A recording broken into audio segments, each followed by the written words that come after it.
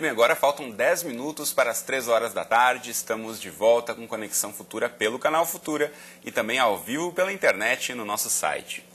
E na maioria das escolas públicas brasileiras, a prática religiosa é obrigatória, segundo pesquisa realizada a partir de dados do questionário da Prova Brasil 2011 do Ministério da Educação. De acordo com o levantamento, em 51% dos colégios brasileiros há o costume de se fazer orações ou cantar músicas religiosas. Essa prática contraria a Lei de Diretrizes e Bases da Educação Nacional, segundo a qual o ensino religioso é facultativo. 49% dos diretores entrevistados admitiram que a presença nas aulas dessa disciplina é obrigatória. Para complementar, em 79% das escolas não há atividades alternativas para estudantes que não queiram assistir a essas aulas.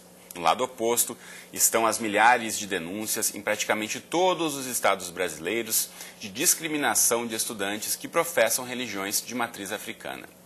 Sobre esse assunto que a gente fala agora com a Estela Guedes Caputo, professora da Faculdade de Educação da Universidade do Estado do Rio de Janeiro. Estela, bem-vinda, prazer recebê-la aqui. Obrigada, tudo bom? Prazer é meu. Bom, queria começar ouvindo de você uma avaliação em relação à LDB que citei aqui, a Lei de Diretrizes e Bases da Educação, né, que prevê um espaço para outras atividades para os alunos que não queiram participar de atividades de aula de religião. Por que a LDB não está sendo cumprida, Estela? Acho que a LDB não está sendo cumprida porque no Brasil vigora um obscurantismo muito grande com relação à educação pública. Mas o problema não é a LDB, eu volto à LDB já. O problema é a Constituição. A Constituição, ela garante o Estado laico, Constituição Federal, mas ao mesmo tempo, ela, no artigo 210, ela garante o ensino religioso. A LDB, a de 97, ela vai continuar garantindo o ensino religioso, sem ônus para os cofres públicos, a de 96, e a LDB de 97, essa referência sem ônus para os cofres públicos desaparece. Mas continua a obrigatoriedade de que a escola que o aluno não quiser, porque a oferta do ensino religioso é obrigatória e a matrícula é facultativa. Para ser facultativa, o aluno que não quiser assistir a aula de ensino religioso, a escola tem de oferecer atividades alternativas. A escola não oferece atividades alternativas e isso é um dos elementos que fazem com que a presença nas aulas de ensino religioso seja de 100%, de acordo com várias pesquisas, com as minhas pesquisas inclusive. Então, não há uma preocupação com essa questão da oferta de outras alternativas e acaba sendo obrigatoriedade o ensino religioso. E nesse caso, então, a quem caberia essa fiscalização de fato para verificar se as escolas têm essa alternativa, se oferecem outras atividades para os alunos? Caberia o quê? Às secretarias de educação, ao próprio Ministério da Educação? Às secretarias municipais, às secretarias estaduais, ao Ministério da Educação, em última instância, ao governo brasileiro. Mesmo assim, a LDB não prevê nenhum tipo de punição, né, para o gestor ou para a escola que não ofereça as atividades. Não prevê. E o interessante é que a gente pode parecer que está descumprindo a lei, mas ao desaparecer da LDB em 97, esse artigo sem ônus para os cofres públicos, isso permite, por exemplo, que no estado do Rio de Janeiro se gaste anualmente 16 milhões com a disciplina do ensino religioso. E no município do Rio, que a disciplina foi aprovada em 2011, também. Bom, a Estela é autora desse livro Educação nos Terreiros e como a escola se relaciona com crianças de candomblé, que eu vou mostrar aqui para você na câmera 1 daqui a pouquinho.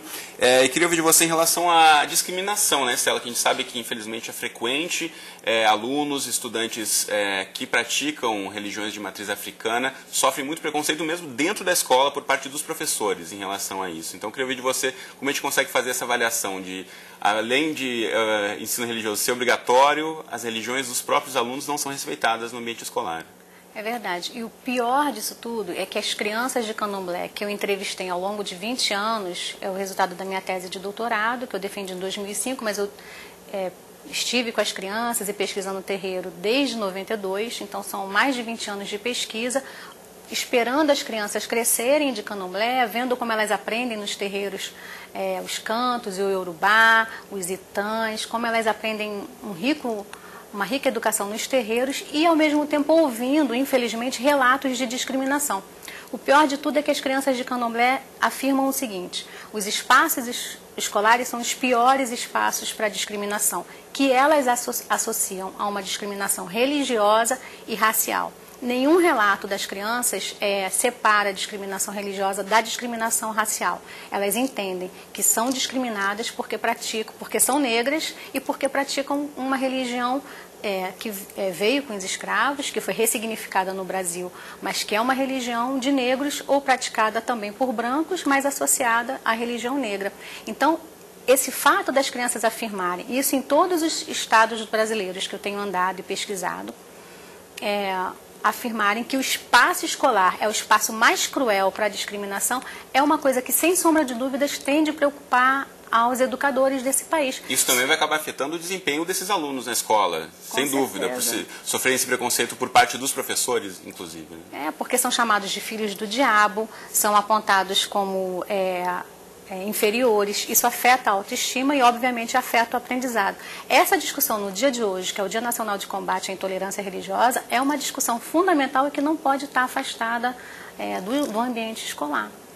Bom, a Estela indica pra gente um site que eu vou colocar para você na tela, no Facebook, na rede social, você encontra aí a Casa de Oxumaré, que é um espaço que tem muita discussão em relação à diversidade de religiões. Então, eu queria que você falasse um pouquinho sobre esse endereço aqui, para o pessoal de casa também poder se informar um pouco mais, né, Estela? A Casa de Oxumaré é um espaço, um terreiro em Salvador, bastante importante, com um papel histórico em defesa das religiões afrodescendentes fundamental, e que tem essa página no Facebook, que é a Casa de Oxumaré, que é uma casa, que é um site que está sempre postando questões importantes sobre a intolerância religiosa, da afirmação das religiões de matriz africana, de combate ao racismo, que é uma luta fundamental para o nosso país. Então, é um site, sem sombra de dúvida, importante para quem quiser conhecer mais essa discussão sobre a intolerância religiosa e sobre o racismo. Estela, e a Lei 10.639, que prevê, né, a inclusão de assuntos sobre história africana nas escolas públicas brasileiras, públicas e particulares inclusive, completou 10 anos, chegou a incluir, depois mudou o número da lei, né, para 11.645, para incluir também a questão indígena. Queria ouvir de você uma avaliação em relação a essa lei, de que forma ela está sendo de fato implantada ou a gente ainda tem muito a caminhar?